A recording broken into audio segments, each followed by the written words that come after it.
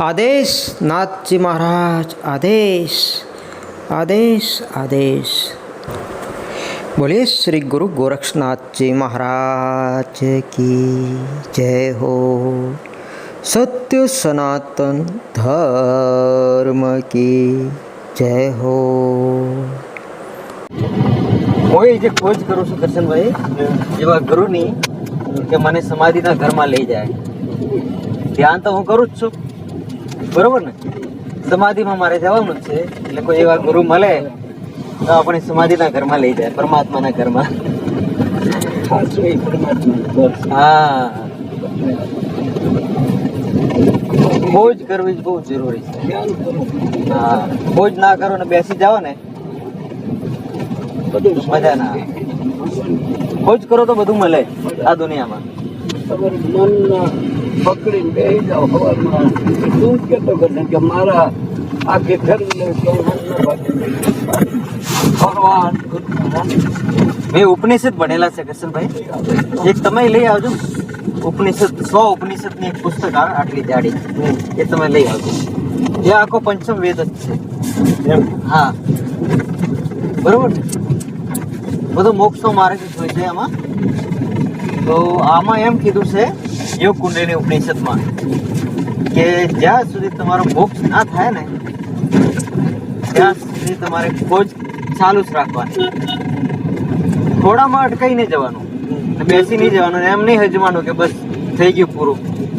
હા, જ્યાં સુધી તમે સત્ય બરોબર ના મળે ને ત્યાં સુધી ખોજ કરવાની.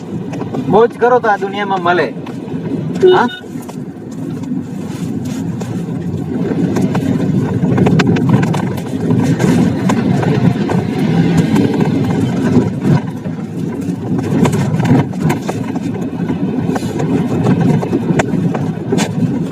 ખોજ એવી કરવાની, એમાં એમ કીધું કે તમારા ગામમાં ખોજ કરો, તમારા જિલ્લામાં ખોજ કરો, તમારા રાજ્યમાં ખોજ કરો, દેશમાં ખોજ કરો, પ્રદેશમાં ખોજ કરો, પણ ઊભું નહીં રહેવાનું. ટૂંકા ચીડોલ પકડીને બેસી ના રહેવાનું. આખો પરમાત્મા જ્યાં સુધી વિશ્વ બનાવ્યું, હા, વિશ્વ બનાવ્યું ગમે ત્યાં. હા, પૂર્ણ પરમાત્મા ના મળે ને ત્યાં સુધી તમારે હા, અભ્યાસ, જ્ઞાન, વૈરાગ્ય, આપણે સંતોષ થઈ જવો જોઈએ. હા, અને હવે બરાબર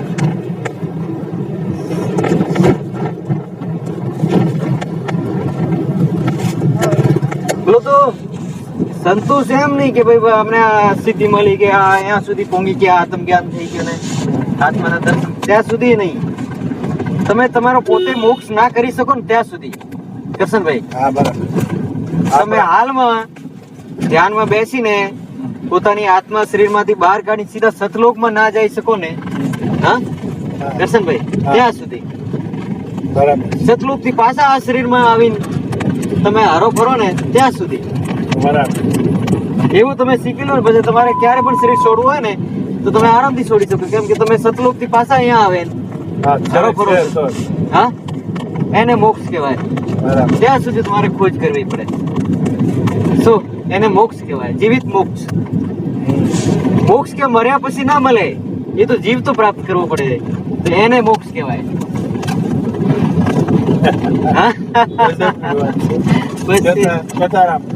ગજબની વાત છે. હા,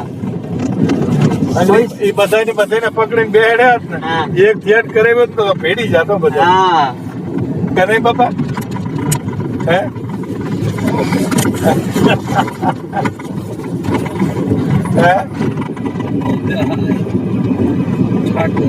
બધા ભાગી જાત ને. આશ્રમ આવ્યા તે માણસ ઉભત ફોટા પાડવાનું, વાતો કરવી, સત્સંગ સાંભળવો હોય. ભાઈ ખેતરમાં એક ધ્યાન કરાવ્યું જ ને, ડેલો બંધ કરી આ ભાવ તો માર્યા હો ભાઈ. ગોરખનાથ ધ્યાન કરતા હતા, બરોબર ને? તો ગોરખનાથ એવા લેવલ ઉપર પહોંચી ગયા હતા કે પોતાના શરીરથી સૂક્ષ્મ શરીર બહાર કાઢતા. આ 5 તત્વોનું શરીર છે ને, સૂક્ષ્મ શરીરના 3 તત્વ છે, બરોબર? 5 તત્વ પૃથ્વી, આકાશ, જલ, અગ્નિ ને વાયુ. અને સૂક્ષ્મ શરીરના 3 તત્વ છે કે પૃથ્વી ને જલ અહીંયા જ છોડી દે આ શરીરમાં, જલ, અગ્નિ ને વાયુ, એ 100થી આત્મા. તો એ સૂક્ષ્મ શરીરથી ગોરખનાથ પોતાના શરીરથી બહાર નીકળતા, બરોબર, બહાર નીકળતા અને પાછા આ શરીરમાં આવતા. અને એમ સિદ્ધ પુરુષ હતા એ. તો મચ્છેન્દ્રનાથ કહે કે બેટા કે એનેથી તારો મોક્ષ ના થાય, ભજન હજી એનેથી આગળ છે. તો આ એટલું શીખી ગયો એનો મતલબ નહીં કે હું પૂર્ણ થઈ ગયો છું. હા, હજી તો ઘણો આગળ છે. હા, કેમ કે આ સૂક્ષ્મ શરીર બહાર કાઢીને આપણે વિષ્ણુના લોકમાં જાય કે દેવલોકમાં જાય કે કોઈ પણ લોકમાં જાય, ફરી તારે જન્મ લેવો પડશે, માના ગર્ભમાં આવવું પડે. હા, કૃષ્ણભાઈ એને કીધું કે તું એકલી આત્મા આ શરીરથી બહાર કાઢ તો તને માનું ગોરખનાથ, બરોબર. પછી પાછો જાય. હા, ગજબ ભક્તિ કરી. તો કે તારા 3 તત્વો પાછા બહાર કાઢે તો એ 3 તત્વો તો તને સતલોકમાં ના જવા દે, પકડી રાખે નીચો. હા, આકાશ અગ્નિ ને વાયુ આઈ કે છોડતો એક તત્વ નહીં તારે જોડે રહેવો જોઈએ, એકલી આત્મા. પછી ગોરખનાથ વળી ધ્યાન કર્યો. પછી એકલી આત્મા આ શરીરથી બહાર કાઢી સતલોકમાં ગયા, એ પાછા અહીંયા આયા, પાછા ધ્યાન ભજન કરીને ઉપદેશ આપે. બરોબર. હવે ગોરખનાથ મચ્છેન્દ્રનાથે કીધું કે હવે તું તારો તું ગુરુ બની ગયો. બરોબર ને, ત્યારે ગુરુ બને કે હવે તને કઈ તકલીફ નથી ને તને કોઈ રોકી ના શકે દુનિયામાં. કે ત્યારે જયારે શરીર છોડવું હોય તો તું તારી આત્માને મુક્ત કરી શકે. બરોબર ને, હવે પાકો તું ગુરુ બની ગયો. જ્યાં સુધી આ ના કામ કરે ને ત્યાં સુધી છેલ્લો રહે.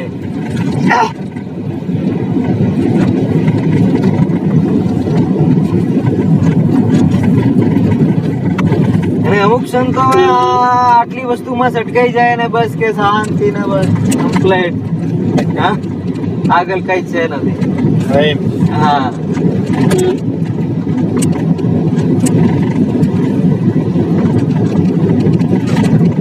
ગોરખનાથ નું નામ આખા વિશ્વમાં પ્રસિદ્ધ છે. ગોરખનાથ નું એવા ગોરખનાથ હતા કિશનભાઈ, બરોબર, જીવિત મુક્ત પુરુષ હતા. બે ગુરુ છે, મચ્છેન્દ્રનાથ ને ગોરખનાથ બે એક હરખા હતા. હા,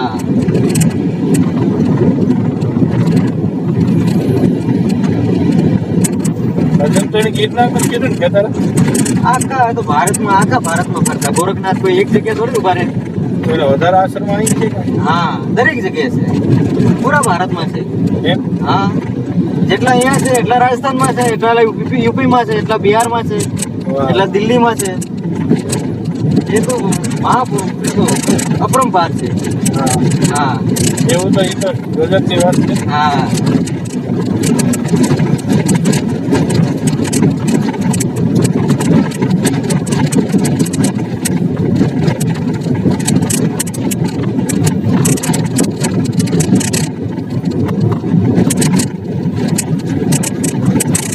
એવા ગુરુની ખોજ કરીએ છીએ. મને તો નથી લાગતું કે અત્યારે હાજરમાં કઈ આપણે અભ્યાસ કરવાનો, આપણે કરવાનો. હા, અભ્યાસ નહીં છોડવાનો, બરોબર ને. અધૂરું પકડીને નહીં બેસવાનું, એમ આગળ ખોજ ચાલુ રાખવાનું. હા, એમ નહીં કરવાનું કે બસ અમે તો હાલતા ફરતા ધ્યાન કરીએ છીએ. એવા જ્ઞાન આપવા વાળા મળી ગયા ને તો નુકસાન. એ ભાઈ એક છે ને આપણે પેલા શું નામ એનું, કે આપણે ઘરે નહીં આવ્યા હતા રાત્રે સત્સંગ કરવા, એ ભાઈ આમાંથી એક ભાઈ છે, એ એમ જ કે એટલે એને સમજમાં આવી ગયું કે બસ એવું જ છે. મહેનત કરાવ કે હા, પૂરું લડી લેવા પડે. કે સંતોની સેવા કરો તો ફરજિંદમાં આવે. સંતોની સેવા કરો ને તો ફરી જન્મ લેવો પડે. ખોટું જ્ઞાન. એ તો ખોટી વાત છે. ખોટું જ્ઞાન છે ને. એવી વાત જ નથી. હા. ગજબની વાત છે. સંતની તો સેવા કરવી જરૂર છે. એના કરતા કે સંતોની સેવા જ નહીં કરવી ને પછી બેઠું નહીં.